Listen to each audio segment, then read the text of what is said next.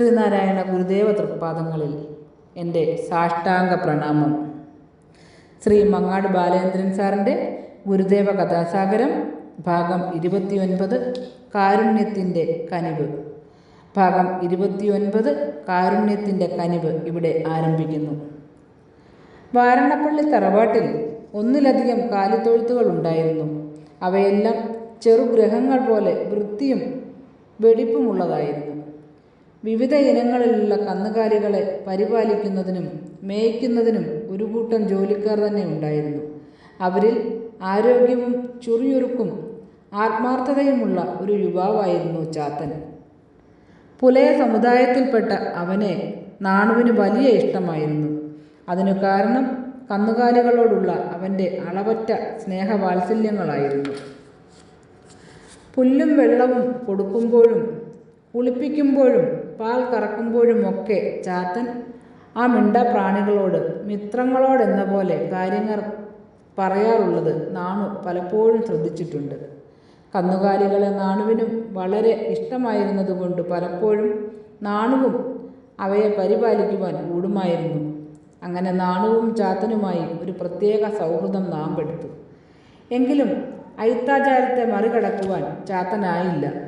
അതിനാൽ നാണു അടുത്തേക്ക് വരുന്നത് കണ്ടാൽ ചാത്തൻ തൊഴുത്ത് വിട്ട് നിശ്ചിത ദൂരത്തേക്ക് മാറിയോ മറഞ്ഞോ നിൽക്കുമായിരുന്നു. എന്നാൽ നാണുവിന് അത്തരം ആചാരങ്ങളൊന്നും തീരെ ഇഷ്ടമായിരുന്നില്ല. ചാത്തനെ എത്ര ഉപദേശിച്ചിട്ടും അക്കാര്യത്തിൽ ഫലമൊട്ടും ഉണ്ടായതുമില്ല. തമ്പ്ര, അങ്ങനെ പറയരുത്. അടിയൻ അകലത്തേക്ക് മാറിയില്ലേൽ തമ്പ്രാന് അശുദ്ധിയുണ്ടാകും. അക്കാരണത്താൽ വാരണപ്പള്ളിയിൽ നിന്ന് എനിക്ക് പോകേണ്ടിയും വരും. പക്ഷെ നാണു അതൊന്നും ചെവിക്കൊണ്ടില്ല. ചാത്തൻ എത്ര അകലത്തേക്ക് മാറിയാലും നാണു അവൻ്റെ അടുത്തേക്ക് തന്നെ ചെല്ലുമായിരുന്നു.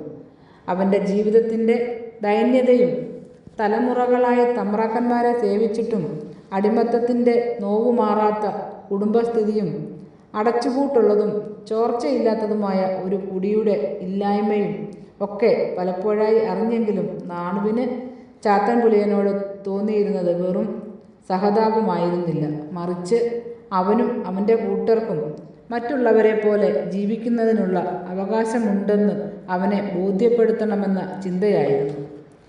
പിന്നീട് കുറേ ദിവസങ്ങളായി ചാത്തനെ നാണു വാരണപ്പള്ളിയിലെങ്ങും കാണുകയുണ്ടായില്ല. ചാത്തനില്ലാത്തതിൻ്റെ കുറവ് തൊഴുത്തിലും കന്നുകാലികളിലും കാണാനുമുണ്ടായിരുന്നു. ഒരു ദിവസം നാണു തറവാട്ടിലെ കാരണവരോട് തന്നെ ചാത്തനെപ്പറ്റി അന്വേഷിച്ചു. അപ്പോൾ അദ്ദേഹം പറഞ്ഞു,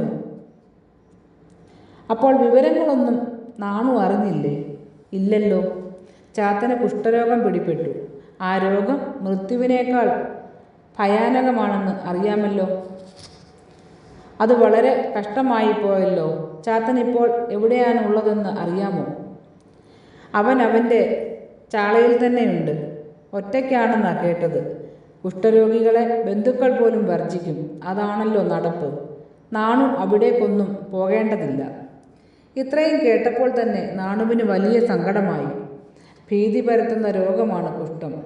അത് പകർച്ചവ്യാധിയുമാണ്. അതുകൊണ്ട് തന്നെ കുഷ്ഠം ബാധിച്ചവനെ മരണത്തിന് വിട്ടുകൊടുക്കുന്ന നാട്ടുരീതി നാണുവിന് ഒട്ടും സഹിക്കുവാനായില്ല. ചാത്തൻ്റെ രൂപവും ശബ്ദവും നാണുവിൻ്റെ ഉള്ളിൽ തെളിഞ്ഞു നിന്നു. ഭക്ഷണം കഴിക്കുവാനും പ്രാർത്ഥന നടത്തുവാനും നാണുവിന് അന്ന് കഴിഞ്ഞില്ല. അടുത്ത ദിവസം ആരെയും അറിയിക്കാതെ നാണു വാരണപ്പള്ളിയിൽ നിന്നിറങ്ങി ചാത്തൻ പുലയൻ്റെ കുടിയിലെത്തി. ഓലയും പുല്ലും കൊണ്ടുണ്ടാക്കിയ ഒരു തൊഴുത്തുപോലെയുള്ള അവൻ്റെ ചാളയിലേക്ക് നാണു നിർഭയനായി കയറി ചെന്നു. ദേഹമാകെ പൊട്ടിയൊലിക്കുന്ന വ്രണങ്ങളുമായി കിടക്കുകയായിരുന്ന ചാത്തൻ നാണുവിനെ കണ്ട് അമ്പരന്നു. പിന്നെ ദയനീയമായി കരഞ്ഞു. അയ്യോ തമ്പ്ര, സാരമില്ല ചാത്ത. നിന്നെ കുഷ്ഠരോഗിയായി കണ്ട് മരണത്തിന് വിട്ടുകൊടുത്തവരുടെ മനസ്സിനാണ് കുഷ്ഠം ബാധിച്ചിട്ടുള്ളത്. നാണു ചാത്തനെ ആശ്വസിപ്പിച്ചു. കയ്യിൽ കരുതിയിരുന്ന തുണി കൊണ്ട് ഒരു വൈദ്യനെ പോലെ അവൻ്റെ വ്രണങ്ങൾ വൃത്തിയാക്കി അവിടമെല്ലാം മരോട്ടിയെണ്ണ പുരട്ടിക്കൊടുത്തു. കാരുണ്യത്തിൻ്റെ കനിവ് കണ്ട് പൊട്ടിക്കരഞ്ഞു പോയ ചാത്തന് പുതിയ പ്രത്യാശ നൽകിക്കൊണ്ട് നാണു പറഞ്ഞു, ഈ നല്ല തുണി കൊണ്ട് ദിവസവും വ്രണങ്ങൾ ഇതുപോലെ വൃത്തിയാക്കണം. എന്നിട്ട് മരോട്ടി എണ്ണ പുരട്ടണം. പിന്നെ കുറെ കഴിഞ്ഞ് ഇതാ ഈ ഇലകളിട്ട് വെള്ളം തിളപ്പിച്ച് ചൂടാറുമ്പോൾ കുളിക്കണം. നാണു കുറേ നേരം കൂടി ചാത്തൻ്റെ അടുത്ത് നിന്നു. അവന് അതുവരെ ഇല്ലാതിരുന്ന ഒരു ആത്മധൈര്യവും പ്രതീക്ഷയും കൈവന്നിട്ടുള്ളതായി അപ്പോൾ നാണുവിന് തോന്നി. നാണു പറഞ്ഞതുപോലെ തന്നെ ചാത്തൻ ദിവസവും സ്വയം വ്രണങ്ങൾ വൃത്തിയാക്കുകയും മരോട്ടിയെണ്ണ പുരട്ടുകയും ഔഷധവെള്ളത്തിൽ കുളിക്കുകയും ചെയ്തു. ക്രമേണ വ്രണങ്ങൾ ഉണങ്ങി വന്നു. രോഗം പൂർണ്ണമായും ഭേദമായി. തന്നെ മരണത്തിന് വിട്ടുകൊടുത്തവരുടെ ഇടയിലേക്ക് ചാത്തൻ ഇറങ്ങി വന്നു. ആരാണ് നിന്നെ ഈ മാറാരോഗത്തിൽ നിന്നും രക്ഷപ്പെടുത്തിയത് എന്ന് ചോദിച്ചവരോട് ചാത്തൻ പറഞ്ഞു, ദൈവം നാണുത്തമ്പ്രാൻ്റെ രൂപത്തിൽ വന്ന് എന്നെ രക്ഷപ്പെടുത്തി. കേട്ടവർ നാണുവിൻ്റെ കാരുണ്യത്തെയും സിദ്ധിയെയും കുറിച്ച് പറഞ്ഞത്ഭുതപ്പെട്ടു. വിവരം വാരണപ്പള്ളി തറവാട്ടിലുമെത്തി. അതോടെ അവിടെയുള്ളവരുടെ എല്ലാം കണ്ണിൽ നാണു പഴയ നാണു അല്ലാതെയായി. വിദ്യാർത്ഥിയാണെങ്കിലും നാണുവിനോട് ഒരു ആചാര്യനുണ്ടെന്ന പോലെയാണ് പിന്നീട് അവിടെയുള്ള എല്ലാവരും പെരുമാറിയത്.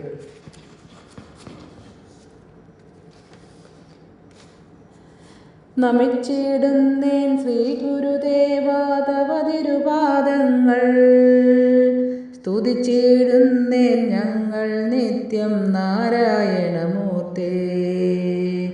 ശരണം ശരണം ശരണം തരണേ ശിവഗിരി ഗുരുദേവാ, തവ തിരുപാദം ശരണം തേടുന്നടിയങ്ങൾ ഞങ്ങൾ.